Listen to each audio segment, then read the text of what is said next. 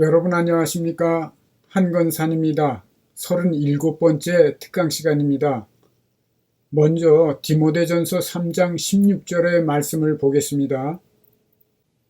경건의 비밀이라고 말씀하지요? 하나님이 육신으로 이 세상에 오셨고 영으로 의롭다 하심을 받으시고 영광 가운데 올려지셨다. 이렇게 말씀하는데요. 이것이 경건의 비밀이라는 것입니다. 이 놀라운 비밀을 풀 수 있다면 성경 전체의 온전한 진리를 깨달을 수 있게 됩니다. 우리는 원죄라는 말을 무수히 들어왔지요. 그리고 우리는 인간은 이 땅에서 본향을 찾아가는 나그네요 외국인이라는 말도 들어왔습니다. 그리고 우리는 인간이 하나님의 아들들이요 창세전에 택정함을 받았다. 또는 구원받을 궁휼의 그릇과 저주받을 진노의 그릇이 있다는 말도 들어왔습니다. 지금까지 17개의 본 강의와 36개의 특강을 해왔습니다. 이 강의들은 정통교회에서 가르치는 교리와 같은 것도 있고 비슷한 것도 있고 마치 이단에서 주장하는 것처럼 오해받을 정도로 전혀 다른 것도 있어서 소화하거나 받아들이기에 힘드신 분들이 적지 않았을 것입니다. 그동안 불행하게도 정확히 70명의 독자가 구독을 취소했습니다. 성경의 진리를 두려워하거나 진리를 사랑하지 않는 사람들이 진리로 말미암아 실족한 것이지요. 안타까운 일입니다. 그런데 지금까지의 강의들이 쉽지 않았지만 이제부터 증언할 진리를 이해하게 되면 서로 보완작용을 하면서 온전한 진리를 깨닫게 될 것입니다. 이제부터 증언할 성경의 진리를 이해하고 받아들일 때에 성경 전체의 진리가 연결되면서 하나의 온전한 진리를 깨닫게 된다는 뜻이지요. 더 이상 성경의 진리로 말미암아 실족하게 되는 이들이 없기를 바랍니다. 이제 몇 가지 질문을 합니다. 다음에 6가지 질문 모두에 대해서 성경 말씀에 근거한 명백한 답이 없다면 한건산의 성경 바로 알기에서 밝히고자 하는 온전한 진리를 인정하고 받아들이시기를 바랍니다. 첫 번째 질문입니다. 먼저 예레미야 1장의 말씀을 함께 보겠습니다. 5절을 보세요. 하나님이 예레미야를 모태에 짓기 전에, 즉 예레미야가 모태 안에 생성되기도 전에 하나님이 예레미야를 개별적으로 알았다고 말씀하고 있죠. 예레미야는 유대 땅의 제사장의 아들로 태어나 역사적인 인물로 살면서 예레미야라는 이름을 가진 선지자가 된 것이지요. 그런데 그 예레미야라는 인물이 이 땅에 생겨나기도 전에, 모태에 짓기도 전에 어떻게 하나님이 예레미야를 개별적으로 아시는 일이 가능합니까? 전지전능하신 하나님이시기 때문에 가능하다고요? 물론 이 말은 그 말 자체는 맞는 말이지요. 어찌되었든 계속해서 성경 말씀을 살펴보겠습니다. 로마서 8장에도 똑같은 말씀이 있습니다. 함께 확인해 보겠습니다.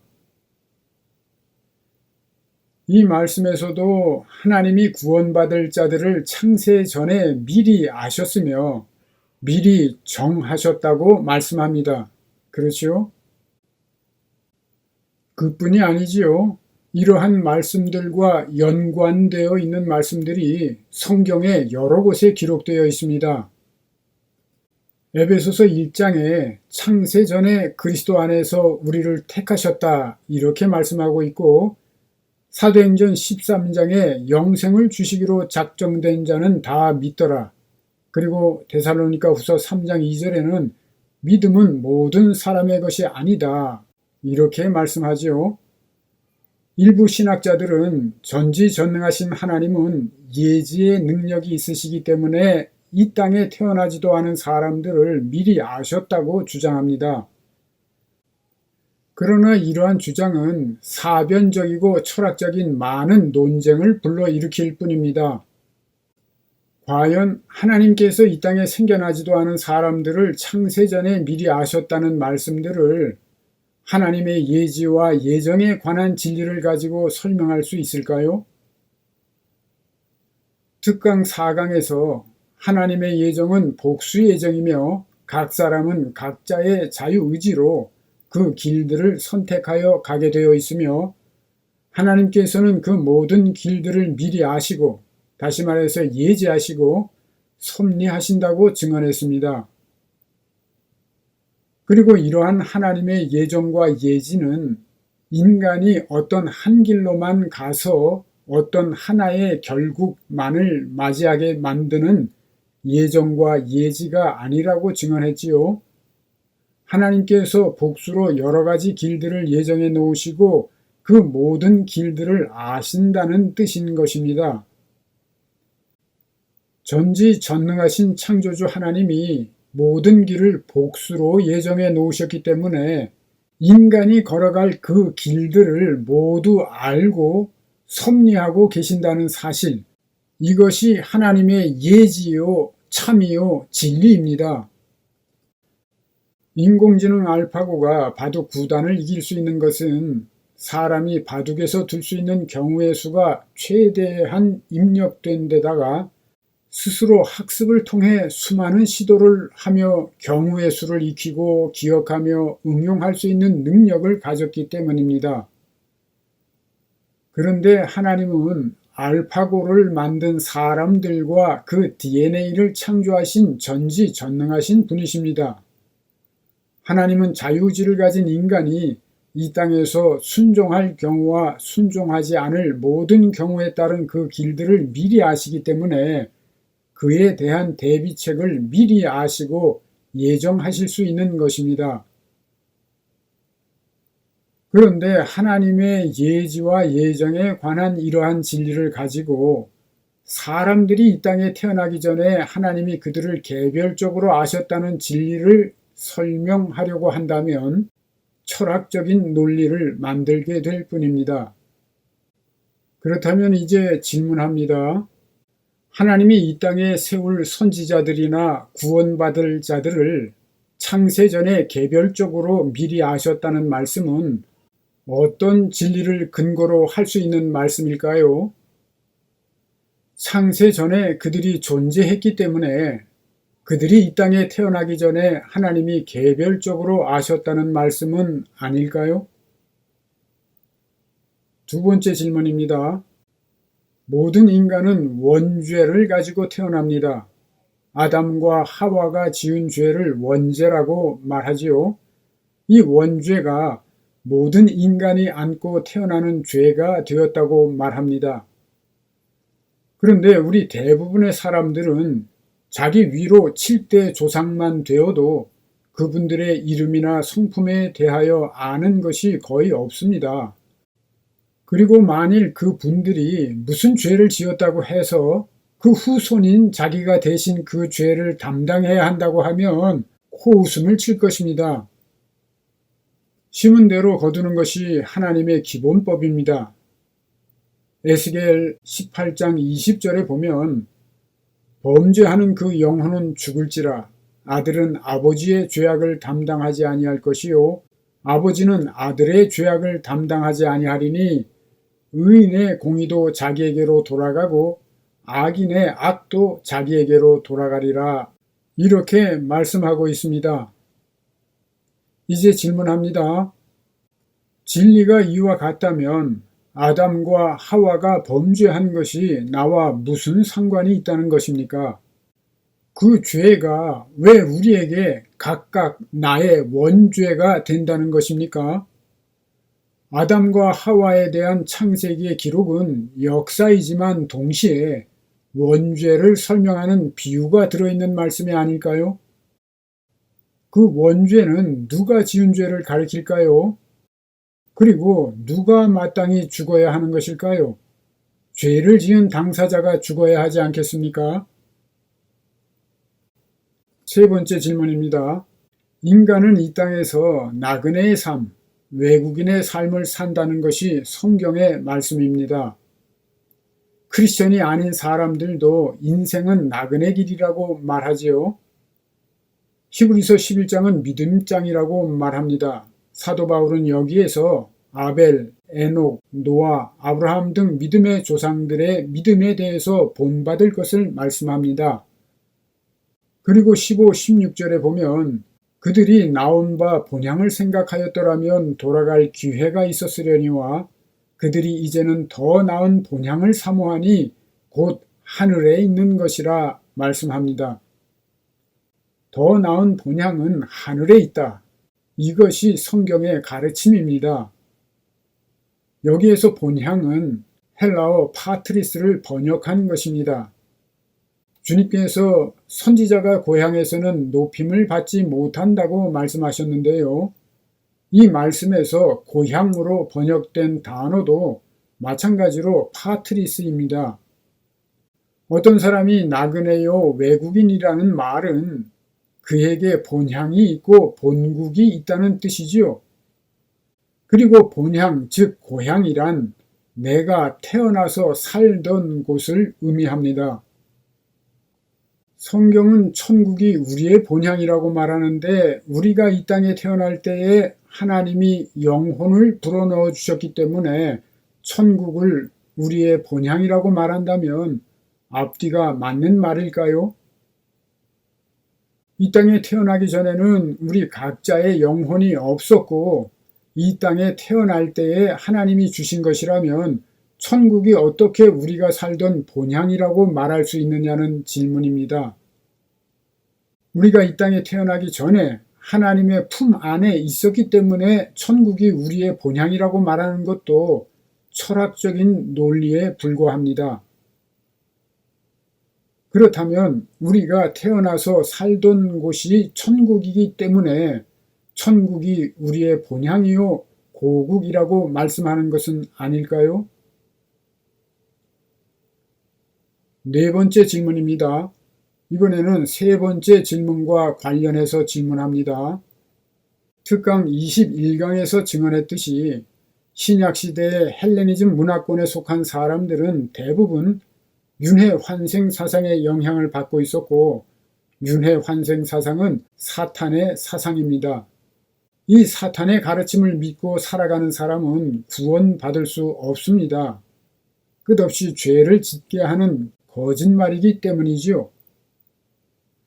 그렇다면 진리를 전하기 위해서 이 땅에 오신 주님께서는 왜 이 윤회 환생 사상에 대해서 잘못된 사상이라고 분명하게 가르치시지 않았을까요? 게다가 특강 21강에서 증언한 대로 성경은 윤회 환생 사상에 대해서 긍정도 부정도 하지 않고 있습니다. 그 이유가 무엇일까요? 혹시 윤회 환생 사상과 흡사한 어떤 진리가 있는데 이 참된 진리를 사탄이 왜곡한 것은 아닐까요? 다섯 번째 질문입니다. 성경은 예수 그리스도를 주님으로 믿고 그 영을 영접한 사람들을 하나님의 아들들이라고 말합니다. 그리고 결국 우리가 부활할 때에는 천사들, 즉 신령한 몸을 가진 하나님의 아들들이 된다고 주님은 말씀하십니다. 주님이 인자로 이 땅에 오셨을 때 하나님을 아버지라고 부르셨고 성경은 주님이 하나님의 아들이시라고 증언합니다. 주님이 하나님의 아들이라고 칭할 때에 이 말은 주님이 하나님이라는 뜻이 됩니다.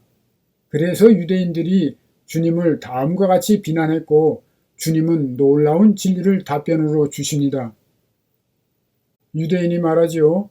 선한 일로 말미암아 우리가 너를 돌로 치려는 것이 아니라 신성모독으로 인함이니 네가 사람이 되어 자칭 하나님이라 함이로라. 주님께서 말씀하십니다. 너희 율법에 기록된 바 내가 너희를 신이라 하였노라 하지 아니하였느냐.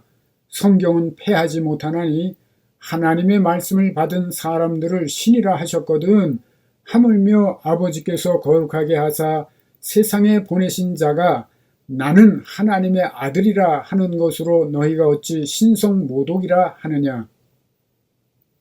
주님은 자신이 하나님의 아들이라고 말씀하시는데 유대인들은 주님이 자칭 하나님이라 한다며 신성모독이라고 말합니다. 사람의 아들은 사람일 수밖에 없고 하나님의 아들은 하나님일 수밖에 없다는 생각에서 그와 같이 비난하는 것이지요. 그런데 주님은 하나님의 말씀을 받은 사람들을 신들, 즉 하나님의 아들들이라고 말씀하십니다. 크리스천들이 하나님을 아빠, 아버지라 부른다는 것은 진리의 영을 받은 우리가 신, 즉 피조된 하나님의 아들들이기 때문이라는 뜻이지요. 짐승의 새끼는 짐승이고 사람의 자녀는 사람이며 하나님의 아들은 하나님이지요. 어떤 사람이 애완용 개에게 너는 나의 아들이다 라고 말하고 호적에 올린다고 그 개가 사람이 됩니까?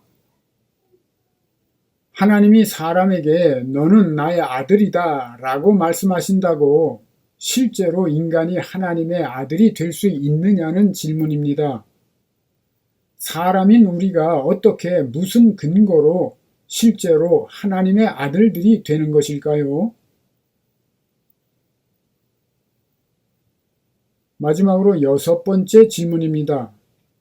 전지전능하시고 공의로우신 하나님이 다스리시는 세상입니다. 그런데 그 하나님이 다스리시는 세상에 불공평해 보이는 많은 일들이 일어나고 있는 현상을 어떻게 설명해야 합니까?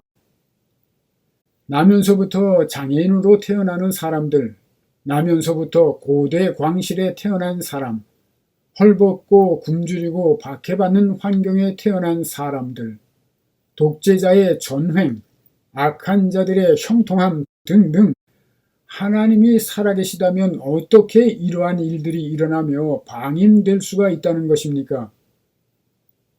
이에 대한 그동안의 답은 하나님이 하시는 일은 피조물인 인간이 이해할 수 없다는 것입니다. 그러나 이러한 답은 하나님의 판단이나 생각이 인간의 생각과 다르다거나 진리가 아직 비밀로 감추어져 있을 때 할 수 있는 말씀입니다. 6번째 질문에 대한 정확한 답은 될 수 없는 것이지요. 더구나 이러한 현상들을 융회환생 사상으로 설명하려는 것은 사탄의 짓입니다. 다시 한번 질문합니다. 이 세상을 다스리시는 분은 전지전능하시고 공의로우신 하나님입니다. 그런데 이 세상에는 불공평해 보이는 많은 일들이 일어나고 있으며 방관되고 있는 것 같아 보입니다. 이 현상을 어떻게 설명해야 할까요? 이상 6가지 질문 외에도 여러 가지 질문을 할 수 있지만 오히려 복잡하게 될까 염려되기 때문에 여기까지 하도록 하겠습니다. 다음 특강 시간에는 이어서 이러한 질문들에 대한 답을 증언하도록 하겠습니다. 오늘은 여기까지 하겠습니다. 안녕히 계십시오. 한건산이었습니다.